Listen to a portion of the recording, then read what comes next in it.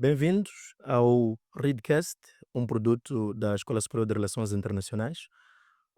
Primeiro queremos aproveitar o momento para agradecer pela força, pelo todo o apoio que nos tem, portanto, proporcionado, por forma a continuarmos com esta, este debate que temos estado aqui a fazer. Assumimos-nos como pioneiros de um debate sobre relações internacionais aqui em Moçambique. Para este episódio de hoje, propusemos-nos a discutir sobre a multipolaridade do sistema internacional, como o equilíbrio de poder redesenha o mundo atual. Para a edição de hoje, contamos com duas grandes figuras, ou figuras que dispensam qualquer tipo de comentários quando o debate é sobre relações internacionais. Aliás, o balneário aqui na Universidade João Quixissano é bastante rico. Por isso, contamos hoje com o professor Dr. Sérgio Gomes, que é especialista em política externa, também anda nessas caminhadas de relações internacionais há mais de 2 décadas. Contamos, por outro lado, com o nosso colega, professor Dr. Frederico Congol, que é diretor, portanto, da escola diplomática, também está nesta caminhada de relações internacionais faz muito tempo. De referenciar que o professor Gomes, para além de ser professor aqui na Universidade João Quixissano, ele é diretor científico, portanto, da universidade. Hum, Portanto, comecei, já apresentei aqui os nossos convidados. Vamos começar, portanto, mesmo com o professor Gomes. Tive uma oportunidade de participar num debate em que o professor Gomes discutia sobre a multipolaridade, e o debate de hoje também gira em torno da multipolaridade. Com o tempo nós sabemos que o sistema internacional ele vai sendo mutável, vai desenhando, as ordens vão mudando constantemente, e neste momento há um debate na tentativa de definir a ordem atual. Mas eu queria começar a colocar uma questão ao professor Gomes, que é uma questão, são três perguntas em uma, na verdade, que é o que é balance of power, o que é sistema internacional, o que é multipolaridade. Muito obrigado por essa oportunidade que a Escola Superior de Relações Internacionais nos dá de forma remota interagirmos com os nossos estudantes, os nossos antigos estudantes e também procurarmos influenciar, não é? Os que pretendem abraçar essa área. Portanto, é uma oportunidade única e esperamos atingir os objetivos que se pretende com esta iniciativa. Ah, Três questões em um, não é? Eu podia talvez hierarquizar, não é? As questões, umas de resposta rápida e outras um pouco mais elaborada. Primeiro, o sistema internacional. O que é o sistema internacional? O sistema internacional seria um espaço, não é? Imaginário, porque nós não podemos ir ao sistema internacional. Então, é o espaço imaginário onde ocorrem as relações internacionais, ou seja, onde os atores internacionais interagem, não é? Esse é o sistema internacional e ele é estruturado, não é? É essa estruturação do sistema que nos dá uma das dimensões da estrutura do sistema, que é a multipolaridade, mas o sistema não está estruturado apenas na dimensão multipolar. O sistema já esteve unipolar, no sentido de existência de um único polo, não é? De poder. Durante muito tempo, no século passado, nós tivemos um sistema bipolar, no sentido de termos duas superpotências, não é? Sobre as quais gravitavam, não é? Estados concretos, e essas superpotências, a divisão entre as duas superpotências era por questões principalmente ideológicas, e agora discute-se, não é? Em que sistema internacional, qual é a estrutura do sistema internacional de hoje. Portanto, e uma das respostas é que temos de forma visível, né, um sistema multipolar, não é? Em que temos atores econômicos, militares, financeiros a competirem no espaço. Portanto, não temos um único polo, mas outros dizem não, estamos num sistema unimultipolar, não é? O dizer unimultipolar é dizer porque, do ponto de vista militar, temos um único polo, portanto, reconhecidamente, né, que seriam os Estados Unidos da América, mas do ponto de vista econômico, tecnológico, temos vários polos. Então, a multipolaridade, a unipolaridade e a bipolaridade aqui representam no sistema internacional a distribuição do poder entre os diferentes atores no sistema. Então, o que define se é unipolar, se é bipolar ou multipolar é a distribuição do poder entre os diferentes atores no sistema. E aqui nós podíamos recorrer a olhar para a dimensão multipolar para as estruturas do poder. Portanto, nós não olhamos para a distribuição do poder de forma um, única ou absoluta, um único poder, não. Nós temos quatro estruturas de poder. Temos a estrutura militar, a estrutura de poder militar, a estrutura do poder econômico, a estrutura do poder ah, financeiro e a estrutura do poder tecnológico. Nós podemos depois elaborar um pouco sobre cada uma dessas estruturas, mas é a distribuição do poder entre essas diferentes. Quando nós vamos para a estrutura tecnológica, por exemplo, nós vamos ver vários polos. Tem os Estados Unidos, tem a China, tem o Japão, tem a União Europeia ou alguns estados europeus. A estrutura financeira, tem a China. Então, nós temos várias formas. Quando vamos para a estrutura militar, nós encontramos inequivocamente os Estados Unidos como polo principal, não é? Então, nós estamos na multipolaridade, no contexto tecnológico, financeiro, e econômico, mas podemos estar na unipolaridade na estrutura de poder militar no sistema internacional. Professor Gomes, muito obrigado. Sei que não respondeu uma parte da questão, mas eu entendo, é uma questão muito longa de alguma forma. Vou deixar para o professor Congol. Professor Congol, eu colocava o professor Gomes eh, três questões em uma, mas vou repartir, só vou lhe colocar, portanto, uma parte dessa questão, que é sobre balance of power, não é? E balance of power, há quem diz que nós vimos-la, não é? Ou vimos-lo no período da Guerra Fria, sobretudo, não é? Eu queria perceber, aliás, queria pedir ao Pedro Congolo se pudesse explorar um pouco sobre isto, o que é isto de balance of power, como é que se efetiva, se hoje poderemos encontrar um sistema que é caracterizado com este balance of power ou nem por isso.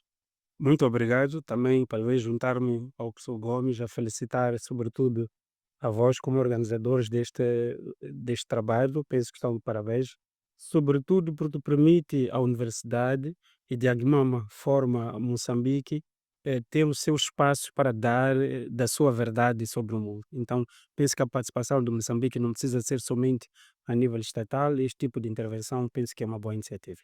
Relativamente à questão que me coloca, eu vou tentar encontrar um termo um pouco mais simples. Em termos analógicos, um balance of power seria uma espécie de empate técnico, não é? Onde nós dizemos que existem atores, por exemplo, numa dada região ou no sistema internacional, que se quisermos, que conseguem colocar os níveis de estrutura de poder mais ou menos equiparados, por forma a que ninguém se sinta motivado a agredir ou a invadir o outro. E por que isto é importante? Porque nós partimos do princípio de que o princípio basilar do sistema internacional é a anarquia, porque não existe uma estrutura superior de poder, então é salve-se quem puder, não é? No sentido realístico da coisa. Então, essa dimensão significa que, à partida, cada ator, cada Estado em particular, deve confiar nas suas próprias forças. Então, quando nós olhamos para o sistema internacional, vamos ter equilíbrio de poder quando os principais atores estiverem numa situação de competitividade mais ou menos similar, de forma que o poder de outro, neste caso de A, seja suficiente para dissuadir B de ir agredir. Então, em termos genéricos, diríamos que isso é balance of power. Eu penso que neste preciso momento nós não temos balance of power. Muito pelo contrário, estamos numa desconstrução quase que final da estrutura anterior e estamos numa fase extremamente avançada da edificação, da consolidação da estrutura multipolar. E o que acontece é que, por exemplo, só os acontecimentos das últimas 7, 8 semanas foram suficientes para desconfigurar muitos conceitos que tínhamos, não é? Nós falávamos do Ocidente numa perspectiva, mas de janeiro para cá o Ocidente parece começar a ter outro sentido. Então, neste momento, eu penso que ainda não estão completamente definidos os espaços de influência dos principais atores, quer do ponto de vista econômico, quer do ponto de vista militar. Por exemplo, os Estados Unidos tinham um nível de parceria estratégica com a Europa que ia para além da questão econômica. Era a confiança política de que, no caso da Europa ser invadida, os Estados Unidos deveriam ser socorro. Esta verdade que no sistema anterior era um princípio basilar, era estrutural, agora foi desmentida, não é? E a Europa, em curto espaço de tempo, está a ser obrigado a rever os princípios de limites orçamentais para se colocar em condições de poder por si só garantir a sua própria subsistência. Então, isto significa, por exemplo, que a Europa terá que fazer uma corrida armamentista extremamente acelerada, um investimento massivo na defesa. Os alemães são um exemplo disso. Segundo o que se percebe dos alemães, por exemplo, é que o, o novo limite orçamental que agora foi permitido, que na verdade foi a eliminação quase que do limite orçamental, são 500 bilhões de dólares só para a Alemanha. Então, é uma dimensão clara de como a Alemanha vai procurar, ao nível da Europa, junto com outros parceiros europeus, criar uma resposta. Então, se o equilíbrio de poder anterior era a parceria estratégica atlântica entre Estados Unidos e Europa, agora a Europa sozinha vai ter que encontrar outras soluções. Então, eu penso que não temos equilíbrio de poder neste momento, estamos numa situação em construção, daí dizer-se que atualmente estamos numa situação de incertezas. O processo ainda não está definido. Muito bem. Professor Gomes, ah, temos tido esta variação de ordens no sistema internacional. Esta ordem multipolar, ordem bipolar, ou ordem unimultipolar, como o professor Gomes disse. Outra vez já te falou de uma ordem difusa, não é? A questão que se coloca é: qual é a melhor ordem que nós poderemos considerá-la como ideal no sistema internacional? Será multipolar? Será a bipolar? E por que essa ordem que o professor Gomes acha que é melhor de facto? Muito obrigado. É extremamente difícil identificar a melhor ordem. Então, dependendo daquilo que nós queremos nessa ordem. Talvez, voltando à questão anterior sobre o Balanço. equilíbrio do poder. Portanto, o equilíbrio do poder é uma resposta defensiva dos Estados perante a percepção de uma ameaça, não é? E vou trazer essa percepção do que é equilíbrio de poder para as ordens, não é? Porque na ordem unipolar, por exemplo, os Estados que todos os Estados, a ameaça é limitada, não é? Numa ordem unipolar. A ameaça é limitada porque existe um Estado hegemônico, não é? Que controla as normas, impõe a ordem dentro do sistema. Nós não temos absolutamente no sistema essa ordem. Na ordem bipolar, não é? A percepção de ameaça nem sempre é dos pequenos Estados, é das superpotências. E tu tens, em termos ah, de segurança, a interação direta entre as duas superpotências, não é? Para evitar a confrontação direta. Então, do ponto de vista de ameaça e segurança, há uma superpotência que protege a todos, e essas duas superpotências, a todos, ou ao grupo que está sobre a sua esfera de influência, e essas duas superpotências comunicam-se constantemente. A ordem bipolar é boa para garantir a ordem, não é? Não, a segurança e a ordem do sistema, no sentido de que durante a Guerra Fria, por exemplo, nós não tivemos grandes confrontações, não é? Porque as duas superpotências controlavam, não é? A manifestação dos outros Estados.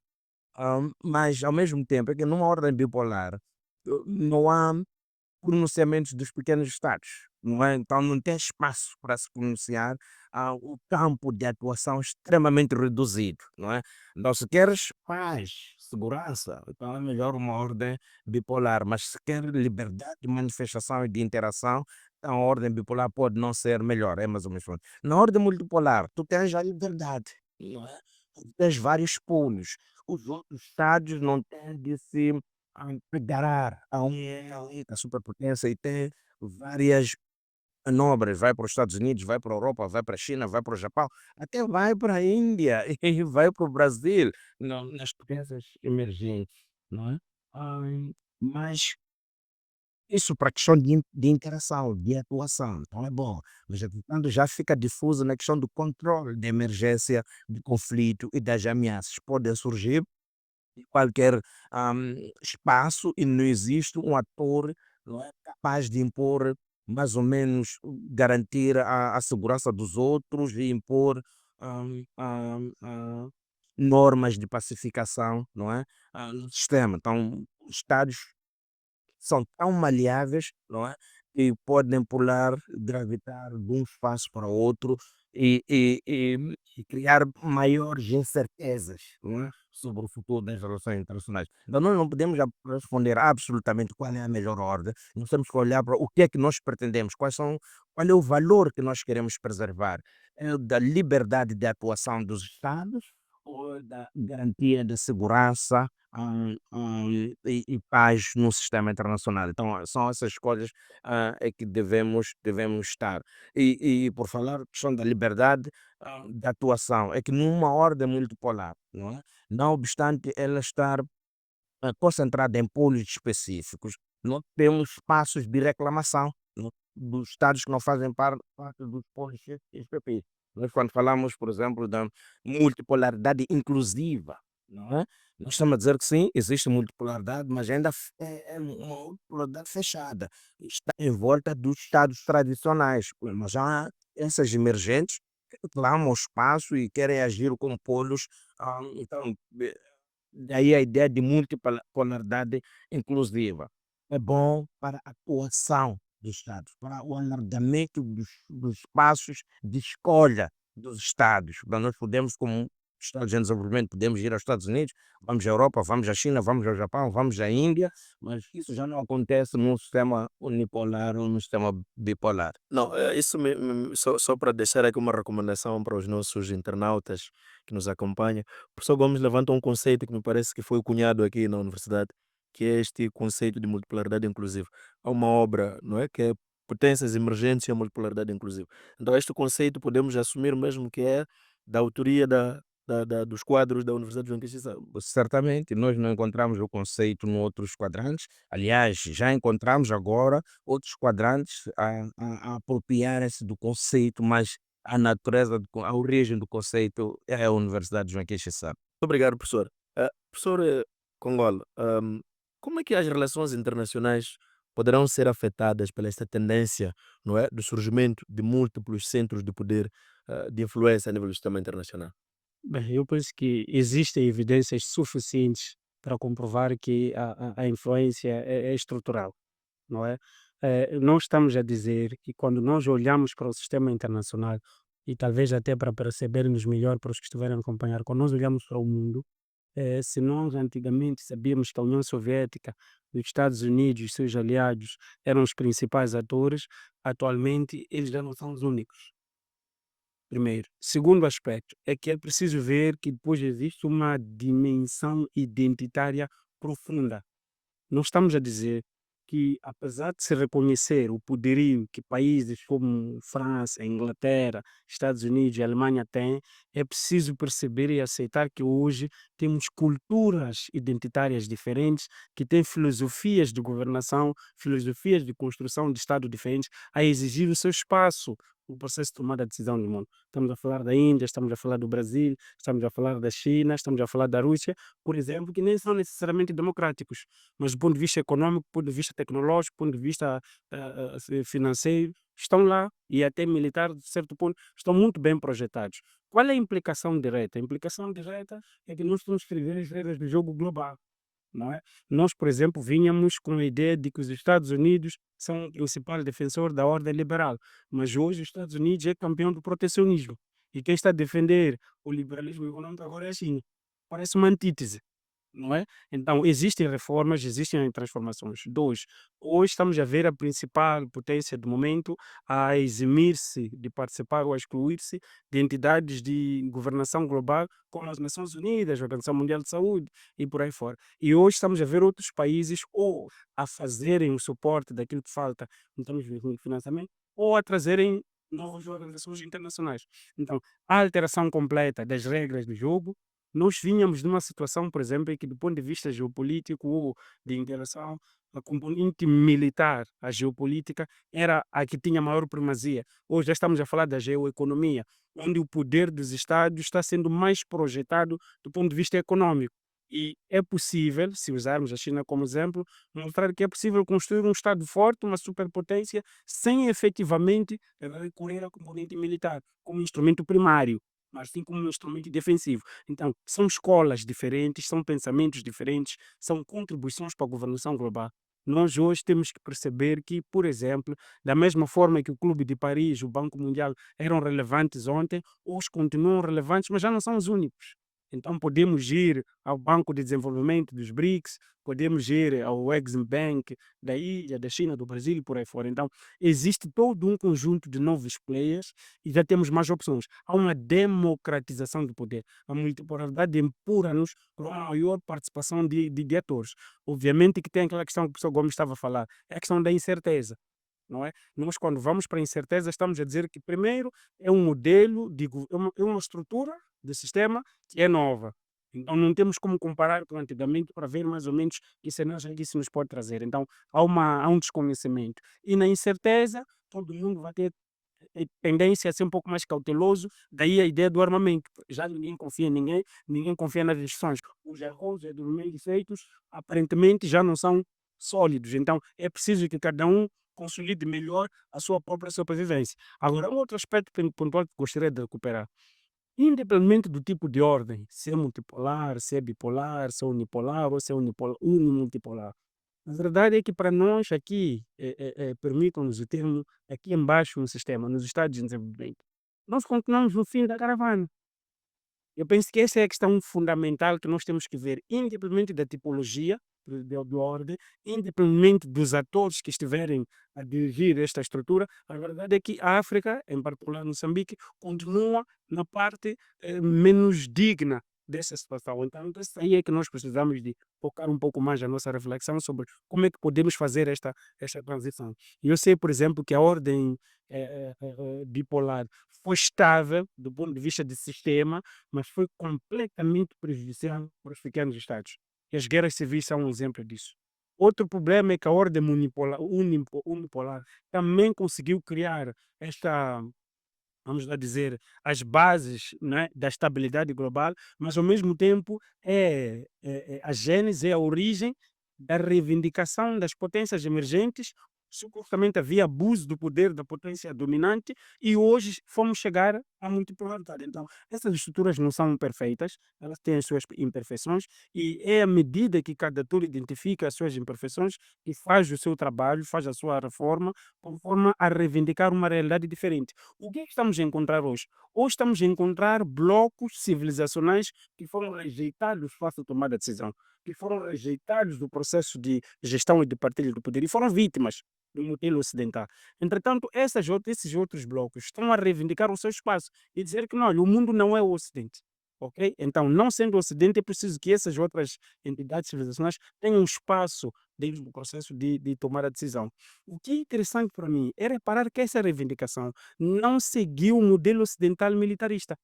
Isso é que é inovador para mim, porque penso que esta ordem multipolar, pela primeira vez, estamos a ter uma ordem construída em geoeconomia, estamos a ter poderes, vamos lá dizer, estatais, que se estão a projetar do ponto de vista econômico e não estão a usar o poderio militar como um instrumento primário de projeção de poder. Isso é uma inovação. E eu vejo que nessa dimensão as relações internacionais ficam todas elas alteradas. O poder hoje já não são só a força das armas. Muito embora continuem relevantes, fica mais evidenciado que outros instrumentos de poder são tão eficientes quanto o poderio militar. Obrigado. Só Gomes, com o fim da Guerra Fria, nós assistimos à emergência de uma perspectiva teórica ou paradigma, não é? Que é o paradigma liberal, e de alguma forma o paradigma liberal ganha maior expressão com o fim da Guerra Fria e surge a perspectiva de, chamam institucionalismo liberal, não é? Que olha para as instituições como atores extremamente importantes para promover a cooperação, promover a ordem no sistema internacional. A questão que gostaria de colocar ao professor Gomes é como é que as instituições, como Nações Unidas, instituições a nível, portanto, regionais, como a SADC, dentre várias outras, conseguem impor, vamos lá dizer, a ordem numa estrutura multipolar. Muito obrigado pela questão mais uma vez, questões pertinentes. Ahm, ah, a ideia do institucionalismo liberal, de facto, é de ah, criar espaço, não é? Para a congregação de valores, de princípios e de vontades de vários Estados com vista a resolver problemas comuns, né? numa perspectiva de que as relações internacionais, portanto, são mais cooperativas, não é? Os problemas não podem ser resolvidos por um único Estado, os Estados não são autossuficientes, então precisam de vir juntos, se encontrar e desenhar formas de atacar os problemas globais, que são problemas comuns. Entretanto, a realidade, de forma realista, nos indica que ah, no sistema internacional os Estados estão em permanente competição. Estão em permanente competição. Não estou a dizer em conflito, estão em permanente competição porque eles têm interesses competitivos. Bem-estar, segurança, e para garantir o bem-estar precisam de recursos. Os recursos são escassos, não é? E eles vão competir, não é? Porque têm interesses competitivos para garantir a posse, o acesso a estes recursos escassos que lhes vão permitir a sua sobrevivência e o seu bem-estar econômico e social. Então, os Estados no sistema internacional em permanente competição. Olha, isso não quer dizer que não há cooperação, né? Nós olhamos para a cooperação, independente da perspectiva liberal, possa dizer que a cooperação é permanente, os Estados são interdependentes. Nós olhamos para a cooperação como uma possibilidade, não é? Não é uma ideia frente total e absoluta. Portanto, a cooperação é uma possibilidade num espaço competitivo e ela só ocorre quando melhora o grau de competitividade dos Estados envolvidos.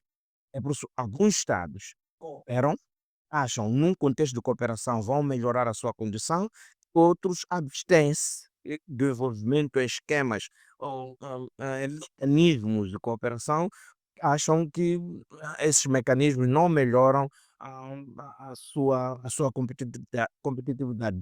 Pelo contrário, portanto, reduzem a sua competitividade. É isso que explica agora o que é que os Estados Unidos está a fazer no contexto de Trump.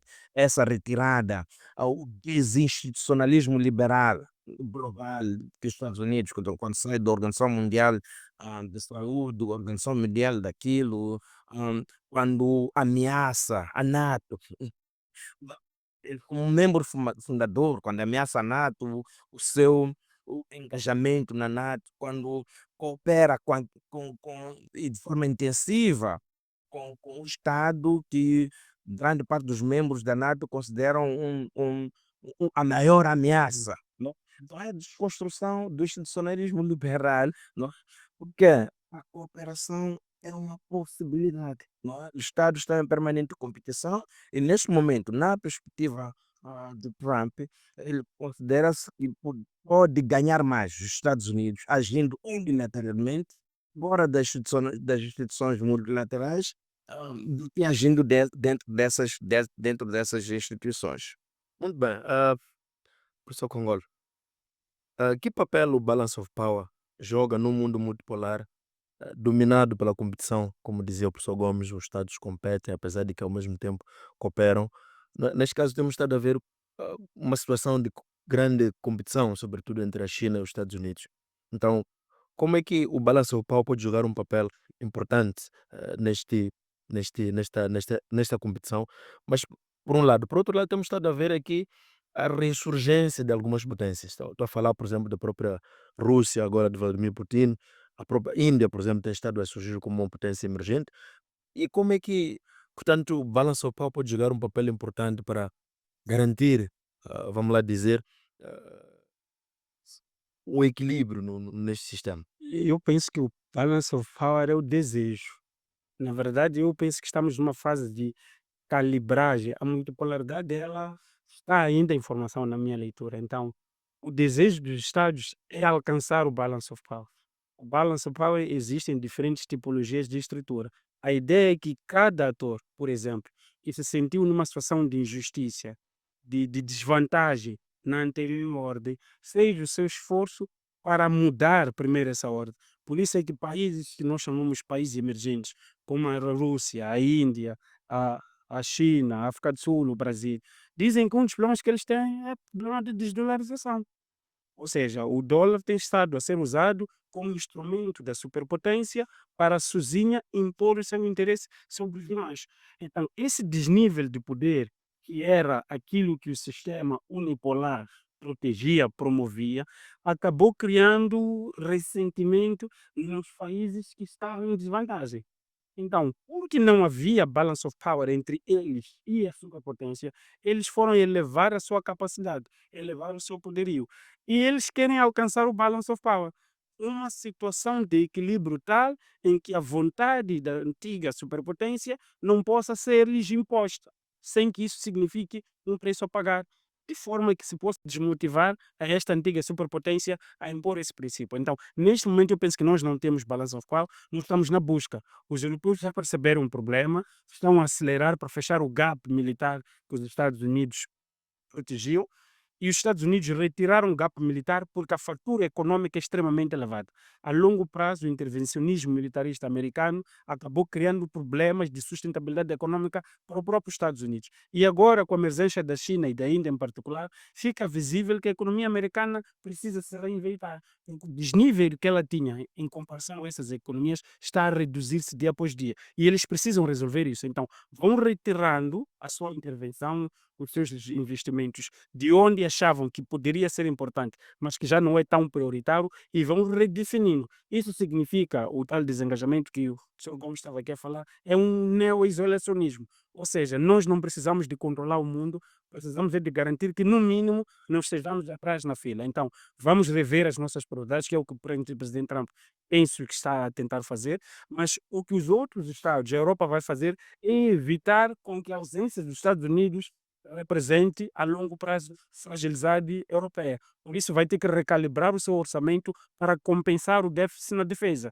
E eu penso que o problema está em África. Ainda não percebemos este jogo, que já está extremamente avançado, e penso que ainda não estamos a fazer, como região, movimentos para ver como nos posicionamos neste processo. E de novo voltamos à mesma realidade. E, independentemente da tipologia de ordem, nós estamos a conseguir calibrar a posição africana. E penso que aqui há muito espaço para trabalhar. Professor Gomes, temos estado a observar um fenômeno curioso, é que há uma grande competição do ponto de vista econômico, do ponto de vista tecnológico, entre grandes atores no sistema internacional.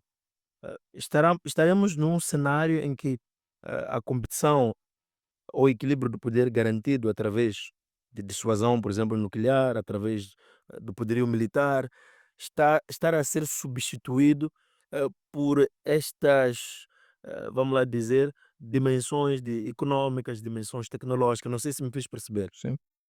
E a questão remete-nos à questão anterior, não é?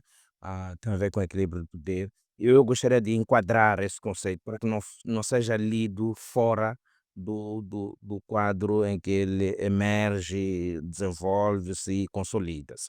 Então, é um conceito realista, ok? Do campo realismo. E do realismo, do seu ponto de vista teórico, tanto classicamente como neorrealista.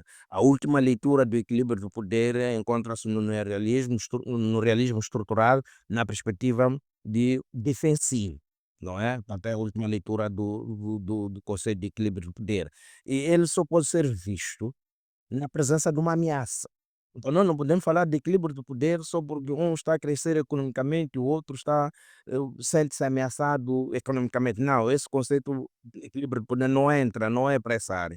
O conceito de equilíbrio do poder é um conceito militarista, não é? Uma ameaça subida com de forma militar, e que os Estados que percebem essa ameaça juntam-se para se equilibrar a sua capacidade em relação ao Estado que ameaça. Então, vou dar o exemplo da nossa região, aqui na SADC.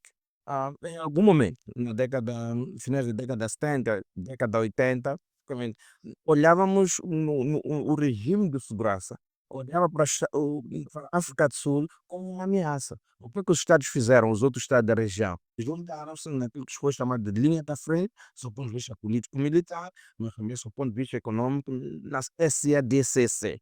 E tinham a África do Sul como uma ameaça. A África do Sul deixa de ser ameaça. Já não precisa de equilibrar o poder. Então, nós avançamos, do ponto de vista de segurança, para um sistema de segurança. Portanto, temos um pacto de segurança mútua na região, é um sistema de segurança entre todos os Estados. E não há ameaça. Então já olham para potenciais ameaças externas. Não é? Não há necessidade de criar equilíbrio do poder. O professor Congolho dizia o equilíbrio do poder é um desejável. É desejável quando existir a percepção de ameaça. Enquanto não existir percepção de ameaça, não faz sentido começar a falar de equilíbrio de poder. Nós temos focos agora de tentativas de equilíbrio de poder. Portanto, quando a Ucrânia, por exemplo, sente-se ameaçada pela Rússia, tenta entrar para a NATO, não é? Isso é equilíbrio de poder. Então, o que é que se quer fazer a Ucrânia? Quer, através das capacidades da NATO, melhorar a sua condição defensiva, não é?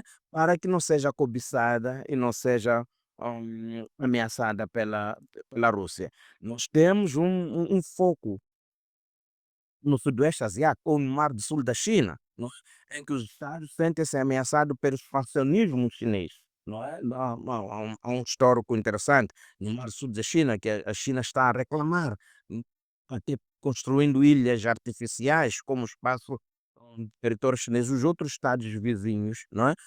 Sentem-se ameaçados e tentam criar, não é? Embora aqui é meio difuso, porque cooperam com a China, mas também olham para os Estados Unidos como um protetor regional. Então, tentam equilibrar as suas capacidades, recorrendo a uma potência fora da região para garantir a sua segurança em relação à China, percebida como ameaça. Então, temos alguns focos, né, de tentativa de equilíbrio de poder. O debate agora na União Europeia sobre o rearmamento, né, o aumento do orçamento dos Estados da União Europeia, do orçamento para a defesa, é uma percepção de ameaça da Rússia, né, mas também perante uma percepção do desengajamento, não é, dos Estados Unidos. Os Estados da União Europeia vêem-se vulneráveis, dependeram durante mais de 50 anos, não é? Da vontade protecionista dos Estados Unidos, mas do nada, não é? Nos últimos 6 meses, vêem-se ah, ah, praticamente desprotegidos e percebe a Rússia como ameaça. Aí, havemos de ver iniciativas de, de equilíbrio de poder. Obviamente, o debate sobre isso ele pode provocar um dilema de segurança, e o dilema de segurança é que quando um Estado ou um grupo de Estado rearma-se, o outro grupo de Estado sente-se ameaçado de cor. E temos a corrida armamentista e já sabemos em que é que nos chegou. Chegaram todas as corridas armamentistas. Vamos culminar com isso num conflito, não é? De grandes dimensões. Então, é mais ou menos por aí.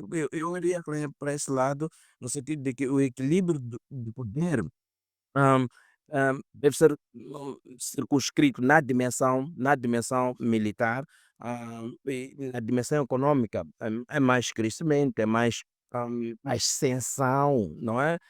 Mas não estão a estender por querem equilibrar perante o poderio dos Estados Unidos. Não, está a ascender porque tem condições, tem capacidade, consegue se projetar e vai crescendo. Obviamente, isso vai mudar a posição, a distribuição do poder no sistema internacional, mas isso não ameaça a sobrevivência do Estado de forma radical. O que acontece, por exemplo, agora entre os Estados Unidos e a China é que os Estados Unidos percebem China como ameaça, mas não como ameaça militar, como ameaça econômica. Então, está na competitividade econômica. China é muito mais competitivo economicamente do que os Estados Unidos da América. E as possibilidades de realização de um fim que é competitivo, que é o bem-estar social e econômico nos Estados Unidos, podem estar comprometidas se ter uma China extremamente avançada. A resposta dos Estados Unidos em relação a isso não é equilibrar o poder, não. É melhorar as suas condições de competitividade econômica e financeira. Não é equilibrar o poder, supremacia militar, associar-se a outro Estado. Exatamente, é melhorar, mas sim melhorar a sua competitividade econômica e financeira no espaço global. Professor Gomes, eu receio que o professor esteja a olhar a este debate sobre equilíbrio de poder numa perspectiva mesmo bem clássica e tradicional, mas vou colocar ao professor Congola essa questão mesmo para provocar.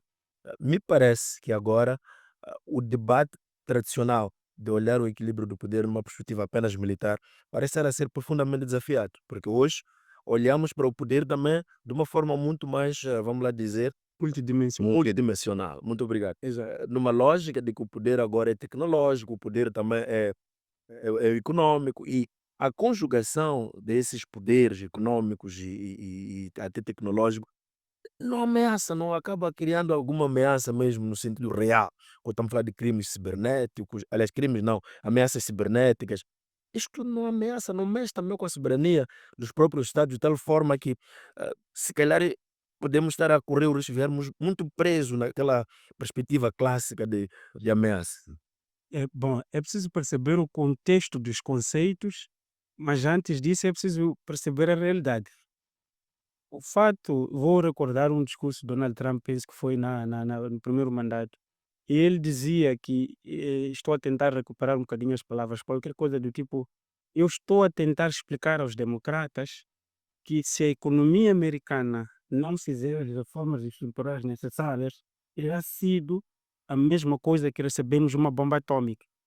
Significa que ele percebeu que a questão econômica é tão estrategicamente ameaça à sobrevivência dos Estados Unidos enquanto superpotência, assim como a questão militar. Outro aspecto que queria recordar, existe um estudo de Harvard, eles chamam do Trap Case File. Eles foram estudar 16 casos em que potências emergentes viraram ou representaram ameaça para as potências anteriormente estabelecidas. Segundo os dados deles, feito foi um estudo dos últimos 500 anos, as evidências é de que dos 16 casos tivemos 12 guerras e 4 não guerras. E a pergunta que eles estavam a tentar responder era especificamente sobre se esta situação atual, em que temos uma China emergente dos Estados Unidos, iremos ou não à guerra. E depois vem outro debate que não importa aqui trazer. Mas a questão na minha preocupação, na minha percepção é a seguinte: a emergência, projeção do poderio chinês é economically driven. Ela é construída, efetuada e projetada por cima de pressupostos econômicos. É um modelo de construção de ameaça, de construção de poder completamente diferente à história eurocêntrica. 2, podemos até dizer que o conceito de balance of power como tal tem uma base contextual, vamos lá dizer, realista, conservadora. Mas a verdade é que, do ponto de vista econômico, a percepção na liderança em Washington é de que a China está a tirar emprego, está a tirar investimento, está a tirar mercado às economias à economia americana. Qual é o impacto que isso tem? É que a sustentação do poderio militar depende da vitalidade econômica. E neste momento a economia americana não é das melhores, é a mais endividada. Só para dar um exemplo. E a dúvida é completamente insustentável a longo prazo. Então, neste momento, a geoeconomia, na minha colocação, está praticamente ao mesmo nível que as questões econômicas são tão sensíveis. O poder, a projeção dos Estados no século XXI não precisa ser de armas. O que é que os Estados querem? Querem promover bem-estar, querem promover interesses, querem promover influência. E isso já está mais do que provado. Índia e China são exemplos claros de que é possível fazer isso apenas com instrumentos econômicos. E o problema qual é? É que quando estas economias emergentes conquistam espaço, os americanos percebem que esse espaço lhes pertencia, daquela perspectiva de som zero, que é característica da consciência dos americanos. Então, eles assumem que os empregos que eles estão a perder é porque a China lhes está a roubar. Não conseguem, por exemplo, perceber que há uma eficiência, há um maior número de engenheiros, há condições de mercado mais efetivas na China. Eles não fazem essa reflexão. Mas a verdade é que hoje, os Estados Unidos, ao se desengajar da Europa, querem reequilibrar a perspectiva econômica em relação à China. Estão a poupar dinheiro. A prioridade do governo de Trump neste momento é buscar dinheiro que eles diziam ou assumem que precisava ser mal gerido, para reaproveitar, porque neste momento a competição é sobretudo econômica. Então, como recuperar esta vitalidade? Reduzir gastos não prioritários. E é o que Trump tem estado a fazer este tempo todo. Então, ele sabe que militarmente a China, mesmo em termos de narrativa, de discursos oficiais, a China não tem nenhum interesse, pelo menos até agora, de que se sabe, de fazer uma projeção militar para os Estados Unidos. Até tu não gosta do seu interesse. Mas a verdade é que, economicamente, a China está tão robusta e tão autônoma, tem tamanha vitalidade de produção industrial, e está a liderar setores que antes seriam impensáveis. tecnologia e inteligência artificial, 5G, linhas férreas rápidas, automóveis, uma indústria nova que a China inventou agora, é o maior consumidor, é o maior produtor, é o maior exportador, até de veículos eletrônicos. Então, o mercado está a reduzir.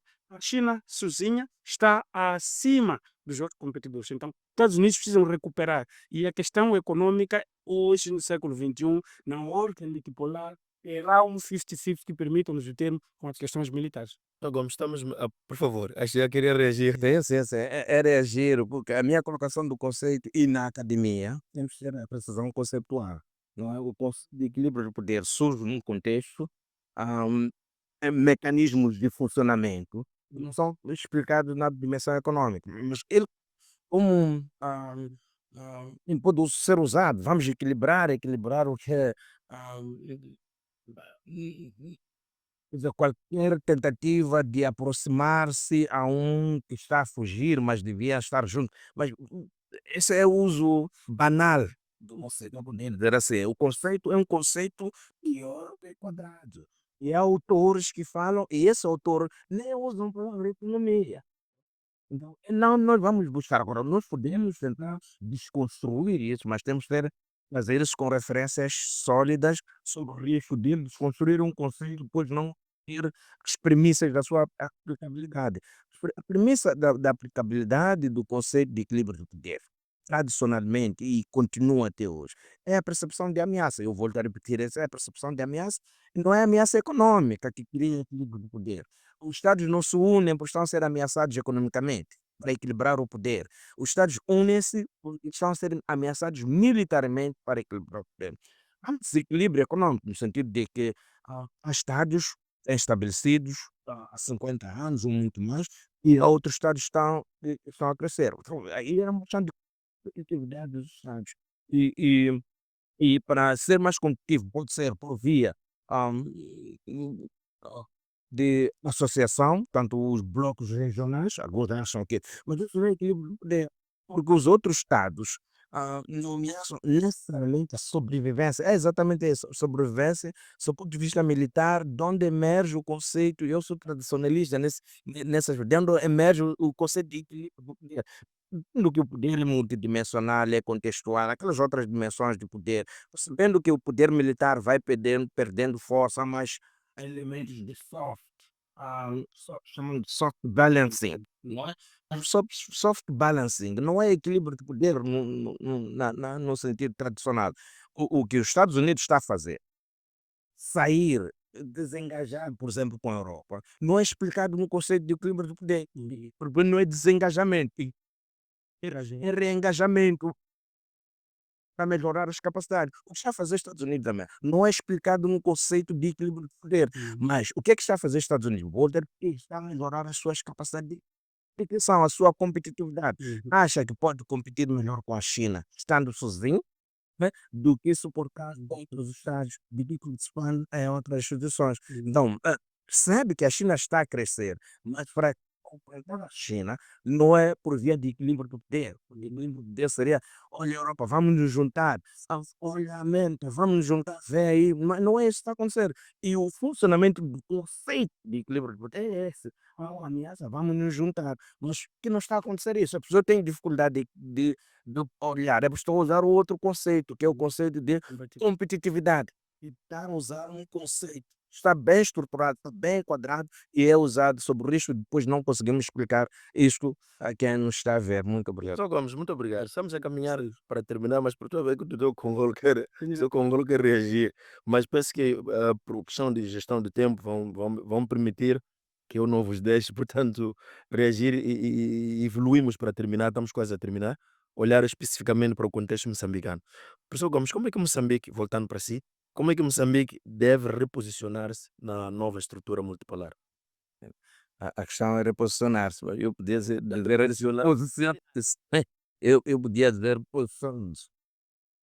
Quando nós estamos a classificar as estruturas, nós sabemos que a estrutura multipolar é permissiva para a atuação dos estados, dos pequenos estados, dos estados menos desenvolvidos, ou dos estados com menor poder, não é?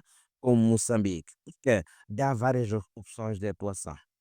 Pode ir para o Ocidente extremo, seria Estados Unidos, o Ocidente intermédio, que seria a Europa, a União Europeia, pode ir para o Médio Oriente, pode ir para a China, para a Rússia, para a sem temer represálias.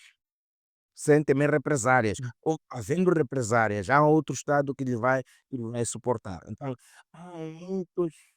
Abriram-se oportunidades para estados como Moçambique, várias oportunidades. Estamos a falar dos BRICS. Não precisa olhar apenas para um único espaço capaz de ajudar o Moçambique a realizar o seu desejo de promoção do bem-estar, da segurança, e garantia, de crescimento socioeconômico do país. Então, mas isso depende daquilo que o Moçambique pode fazer. Atrair. O importante não é posicionar-se, um e deixar o outro. Não, é jogar todas essas pedras para que eles compitam para ajudar Moçambique. Não é? Mas Moçambique tem que se posicionar. O que é que Moçambique deve fazer?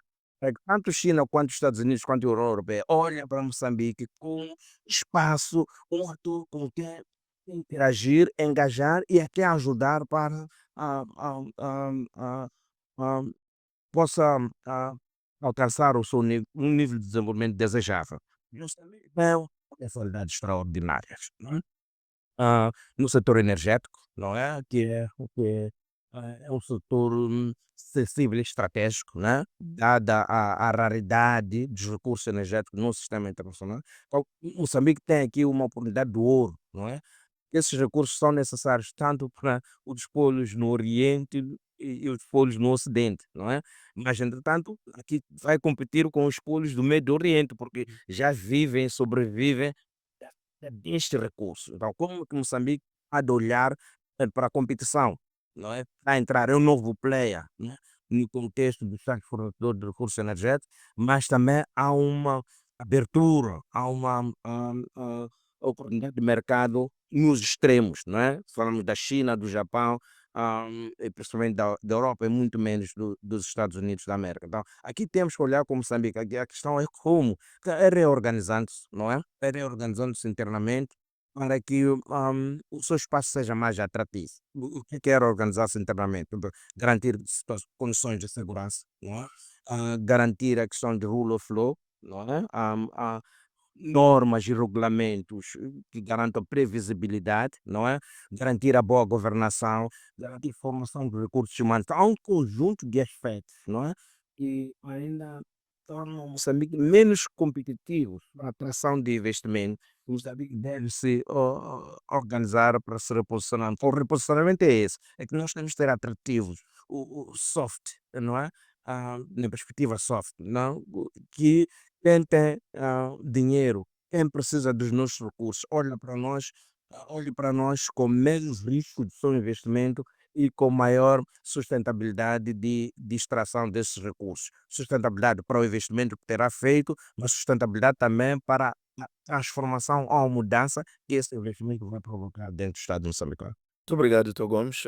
Professor Congolo, existe algum tempo atrás dizia-se de uma forma frequente que Moçambique não é o país de que se fala, Moçambique já é o país com quem se deve falar, devido àquilo que o professor Gomes esteve aqui a descrever.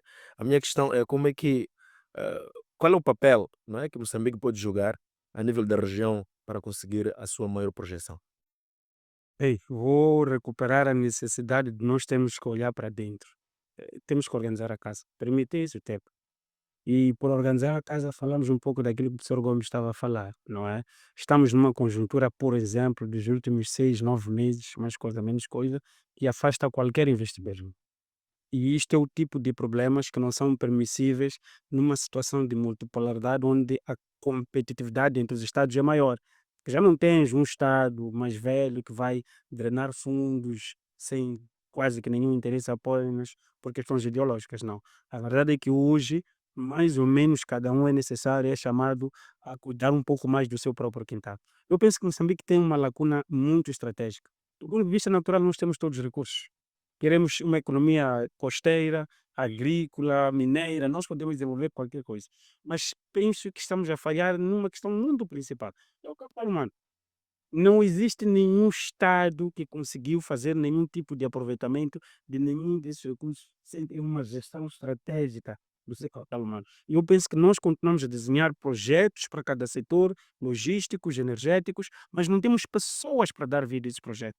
Hoje, se nós olhamos para essa indústria do gás, é a mesma situação. Não temos moçambicanos para sozinhos, com tecnologia própria, fazerem prospecção, extração, refinação e ter a cadeia de valor para produzir. Então, o capital humano é o recurso que nós não estamos a conseguir. Porque o capital humano, penso que é o efeito que teria, é o recurso que teria o efeito de bola de neve, de trazer todos os demais, planificar a segurança, a economia e tudo mais. Então, eu penso que primeiro temos que nos organizar. É uma questão interna. Precisamos olhar para dentro, definir metas claras. Ainda não estaríamos a falar de projeção de poder, estaríamos a falar de sobrevivência, estruturação, estabilidade. Estamos ainda a esse nível de dificuldade. Nós não podemos, em pleno século XXI, estar ainda preocupados com uma parte do Estado que amanhã pode ser controlada por um ator estranho, como aconteceu Palma, por exemplo. O Estado tem que ter aporte securitário suficiente para se opor dentro das suas proteias, dentro do seu espaço país. É o para evitar.